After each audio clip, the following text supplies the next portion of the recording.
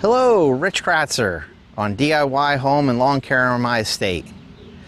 Today I'm going to show you a way in which I go ahead and deer-proof my garden. Do I have any deer problems? Let me show you the ivy on this tree, which is right aside of the garden. This ivy grows all the way up the tree. I have it along several of the trees close to the garden, and you can see this is what they call the browse line. The deer are basically eating at least 5 feet up from the bottom. So my goal is, since obviously there's a deer problem, my goal is to come up with an economical way that I can easily keep the deer out, but I can also easily take down at the end of the year. Now what I'm going to show you, you could keep up year round if you choose to do so. But in my case, I like to plow my garden, and the materials I'll be using would be in the way. I'm going to show you how I'm going to lay this out. Also, apologize for my white legs. It's been in the 60s, and this weekend it decided, when I wanted to plant the garden and get it going, it decided, well, I'm going to hit record highs and be about 98 degrees. So it's about 8 o'clock in the morning. I'm trying to get this done early, and I'm already sweating. So I apologize for my appearance, but this is the real deal. The garden total layout is 35 feet by 21 feet. Each square is 12 inches by 12 inches. So what I'm going to do is I'm going to start at the corner here, and then I'm going to move down 17.5 feet, and then the total length, I'll put another stake at 17.5 feet. The difference in between is about almost 9 feet, roughly. It's a little less than 9 feet, and those are my supports. Then when I do my 21 foot to hold up my fencing material that I use, I'm going to break that distance in half, so it's about 10.5 feet. Now, in between, you can space these anywhere from 12 to 15 feet without having any type of sagging in material, which I'll show you. But I decided, well, economical for me just to put one at 10.5 feet than actually adding more than what's needed. The second thing I'll point out is when you do this, regardless if you use a tiller or not, you're going to want to keep some room. Obviously your plants are going to grow, so you're going to want to keep a little room for your plants. You'll be able to see where you can add your next row and what type of vegetables you'll be putting in. Since I use a tiller, and let's say as an example, this first row is Yukon Golds, I know that these plants are going to bush out at least 1.5 feet to 2 feet on either side. So if I'm going to bring a tiller in, I need at least a 2-foot span around, so I'm able to go ahead and till in between the rows and also hill the potatoes, in this an example. So this is my layout for 21 feet by 35. Let me show you the materials that I use. All right, so here's the first item you need. This is a standard fence post. I bought this over at Tractor Supply. The total length of this fence post is 7 feet. But now you do have to go ahead and put this in the ground about 18 inches. And that's what this part is for. It actually helps stabilize the post. What you want to have happen is when you put this post in, obviously the little tabs that would hold fencing material should be facing on the outside. So what I'm going to do is I'm going to put the first one in at the corner, use that as my reference point, and then measure out X amount of feet till I put my next post. I also will let you know that on my corners, I'll show you, I put a little stainless steel bolt that goes through, and then I put a little piece of wood to help support, give this post a little more support on my outside corners. So this is the first piece. In my case, for a 35 by 21 with spacing between about 10 to 11 feet, it takes about 12 of these posts total. And this is something that you can use every year.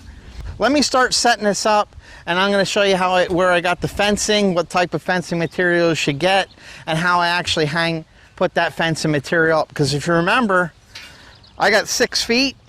If I put this post in 12 inches, my fencing is 6 feet. But anybody who's an outdoors person know a deer can jump higher than 6 feet. So I'll show you how I get around that. One thing I'll mention real quick is when you put this corner post in, all 4 corners, you want to have this at about a 45-degree angle to the corner. That way when the material comes around, it's wrapping around the actual post and it's not catching the outside edges. So I'm going to get this first one in, drive it down to the marks, which is my reference point. There you go, first one in already. I'm going to go ahead and do the next corner, split the difference, go out 17.5 feet, another 17.5 feet, split the difference between the two 17.5 feet, and I already have half of the fencing up. Or I should say post up. We still got to put the fencing up.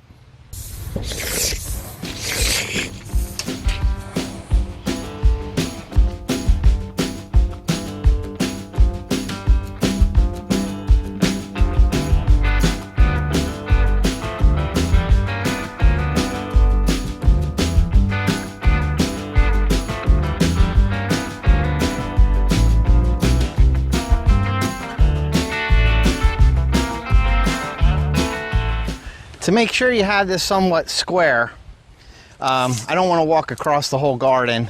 I just tilled this. So I'm just going to go up to the last one. I know it's 21 feet, and I'm going to measure 21 feet, but I'm going to basically keep it there as my corner reference, and then mark 21 feet. So now when I come down from that post and I go to 35, I can see where it lines up to the 21. It should be pretty right on, but I just want to keep this line straight, and it's going to help me keep that line straight.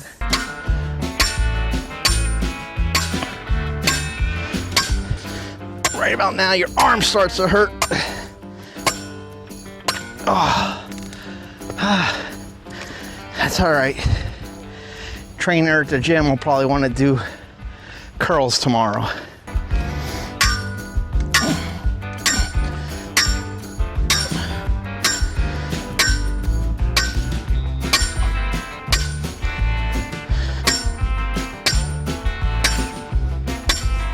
That's in there, good.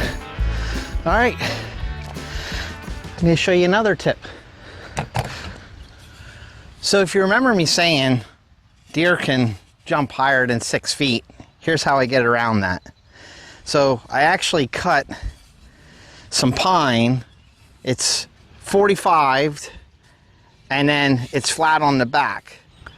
So this is just a close-up view. You can see this is 2.5 feet, so I'm adding 2 feet to the 6-foot post. Now it's 8 feet above. And I'll show you what I do to the top. But here's where I actually pressed in the stainless steel washers. You can see the 2 screw holes up here. And what I do is I just put the screws through the top 2. Again, this is all stainless. These are already pre-drilled. Just line everything up. I use the electric drill, which makes it a little faster.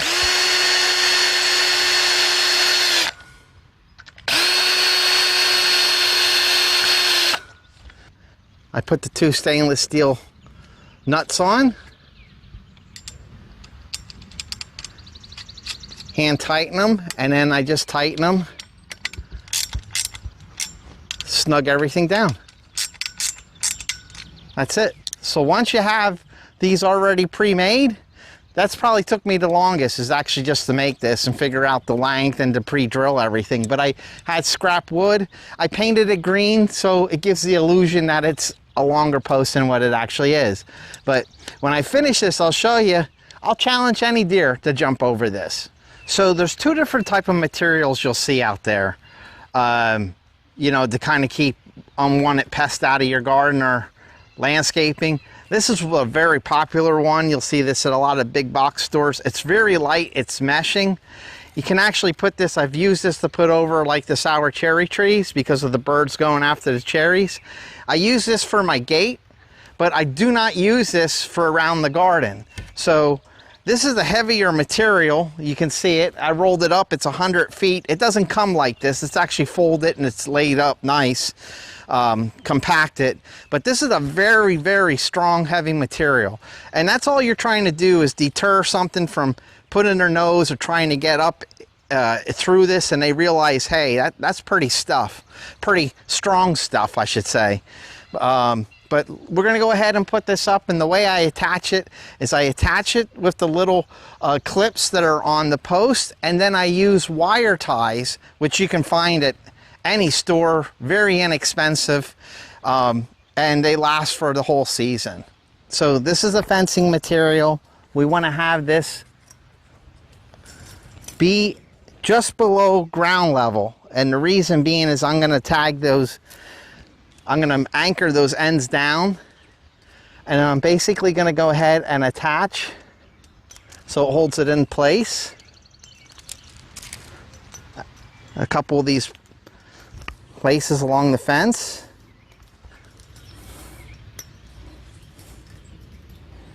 Like such. And then I take this end, I just curl it around, and then I attach it with a wire tie. Like such.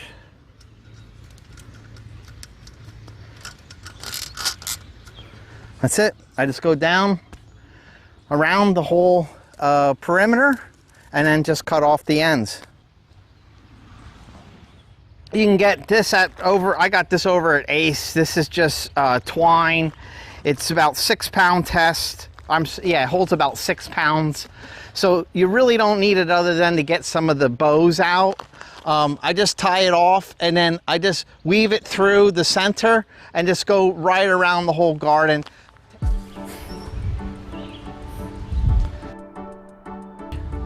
You can bring it around this post if you want to.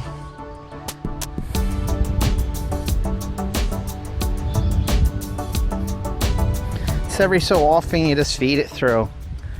The one piece that I do think is really important is to support this top, right? So I'm gonna do the same process. Just feed it through every so often, go around the whole perimeter, and then tie it off.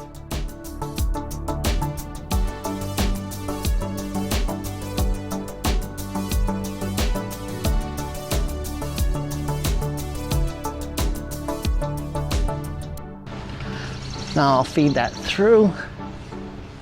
There we go, perfect. So I finished putting the center twine in and also going around the top. I need to put one more piece on the very top. I'll show you how I mount that.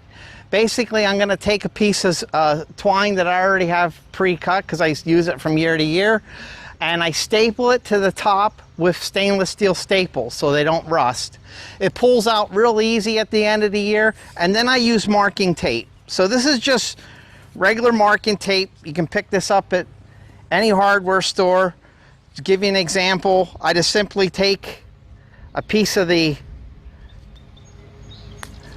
where I have the twine, I make a simple overhand knot, and I let it as such. With going around and actually using this marking tape on the center section and on the very top section, I've had no deer try to actually jump over this. Plus, if they are coming along, they're gonna see this fluorescent orange.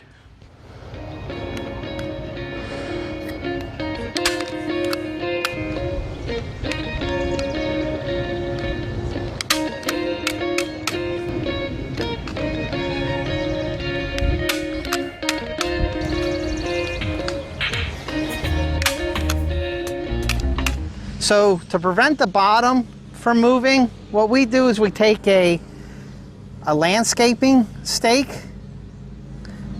put it in the bottom, and just push it into the dirt. If you remember me talking about the cheap netting that you can put over like shrubbery and fruit trees, well, since the garden, you know, this size is a little too big that I ran out of 100 feet of fencing. This stuff was very inexpensive, and it's basically all I did was put it on like a 1x1, which is approximately 6.5 feet tall. So it does come up to the top. I just measured off and attached the other end with cable ties. So this is my door basically. I'm gonna go ahead and finish this off by stringing the top of the material through this rope. And basically I just lay another board down here and that's my gate, and it's what works for me.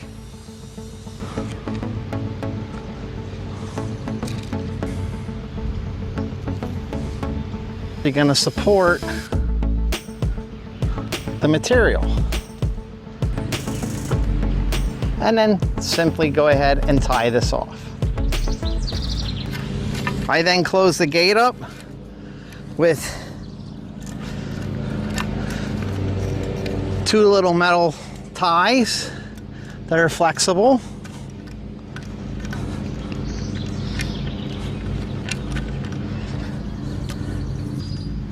That's it. How do you deer-proof your garden? Here you go. This is my solution, an economical solution that works very well. All my materials cost about $200. It's materials that I can use from year to year, and I've yet to have an issue with any type of critter that's trying to get in to eat my produce. Like I said, if I was to make this permanent, I would go ahead and put some landscaping ties in the garden and build a permanent fence or a gate to get in and out. So it's extremely hot. It's about 94 degrees out. I'm sweaty, I'm dirty. I'd like to thank you for watching this video. I really appreciate it. A lot more good content coming up. Appreciate if you subscribe.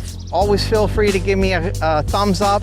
And if you can leave a comment on what you think with my solution on how to keep deer out of your garden, I'd appreciate it. Thank you again for watching. I'll catch you on the next one.